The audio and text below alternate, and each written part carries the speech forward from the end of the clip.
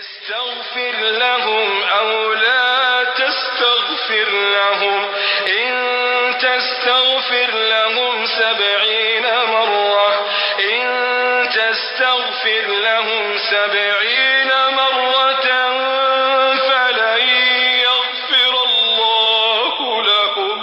فلن يغفر الله لهم ذلك بأنهم كفروا بالله ورسوله والله لا يهدي القوم الفاسقين. کتا د منافقین د پورا استغفار وغوړي یا د دې د پورا استغفار ونغوړي کته د دې د پورا او یا ځل هم استغفار وغوړي نو الله تعالی بل سره دوی ته بخښنه ونکي دا ځکه چې بشک دوی په الله تعالی او د هغه پر رسول کافران شوي دي او الله تعالی فاسق قوم ته هدایت نه کوي. فرح المخلفون بمقعدهم خلاف رسول الله وكرهوا أن يجاهدوا بأموالهم وأنفسهم في سبيل الله وقالوا لا تنفروا في الحر قل نار جهنم أشد حرا لو كانوا يفقهون. جهاد نه پوت کړل شوی خلک د رسول صلی الله علیه وسلم نشوتا په خپل کښینوسته باندې خوشاله شول او دوی بد وګڼل دا چې په خپل مولینه او ځونینه سره د الله تعالی په لار کې جهاد وکړي او منافقین وویل ته په ګرمۍ کې د جهاد تما وځي ته ورته ویا بشک د جهنم یور د ګرمۍ په لحاظ ډیر سخت دی کچېره دی په هدلای. فليضحكوا قليلا وليبكوا كثيرا جزاء بما كانوا يكسبون. نو دوی دی وخوندې په دنیا کې لږ او د جوړې ډېر په آخرت کې دا جزا د په سبب د هغه عملونه چې دوی کول.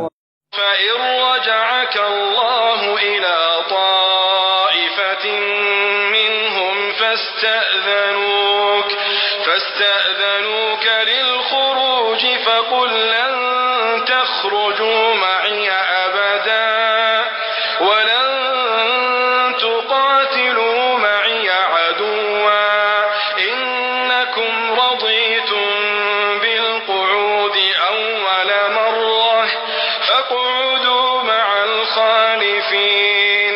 نو که الله تعالی بیرته راوستی په دې منافقین یوې ډلې ته بیا به دوی له تونه بل جهاد ته د وتلو اجازت وغواړي نو ته ورته ووایه تاسې بله سره ونوځئ جهاد ته زما سره هېڅکله او د سره به زما په ملګرتیا کې د کوم دشمن سره هېڅکله جنګ ونه کوئ بېشکه تاسې مخکې ځلې په ناسته راضي شوي یئ نو اوس ناست اوسئ د وروسته پاتې کېدونکي ښځې ماشومانې او عاجزې سړی سره. ولا تصل على أحد منهم مات أبدا ولا تقم على قبره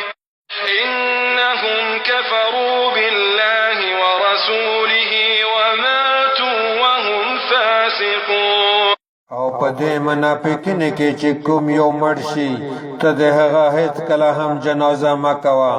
او ما یې د دعا او تدبین د پوره په قبر درېږه بېشکه دوی په الله تعالی او د هغه په رسول کافران شوي دي او مړه شوي دي په داسې حال کې چې فاسقان دي. ولا تعجبك أموالهم وأولادهم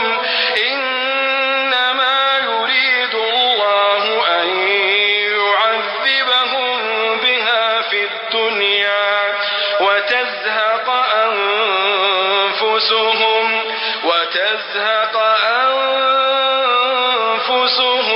وهم كافرون. تو د په تعجب کې ونه چوي د دوی مولینا او نه د دوی اولادینا بشک الله تعالی همدا اراده لري چې دوی ته په دغه مولینه او اولادین سر عذاب ورکړي او روحنا یوځي په داسې حال کې چې کافران وي. وإذا أنزلت سورة أن آمنوا بالله وجاهدوا مع رسوله استأذنك أولو الطول منهم وقالوا ذرنا نكن مع القاعدين. کله چې کوم صراط نازل کړی شي چې په الله تعالی ایمان راوړی او د هغه د رسول په ملګرتیا کې جهاد وکړي نو لته نه په دوی کې اجازت غوړي او یایي تمیش پرېږده چې ژوند وکړو په کورنۍ کې د کښېناستونکي ښځې او ماشومانو سره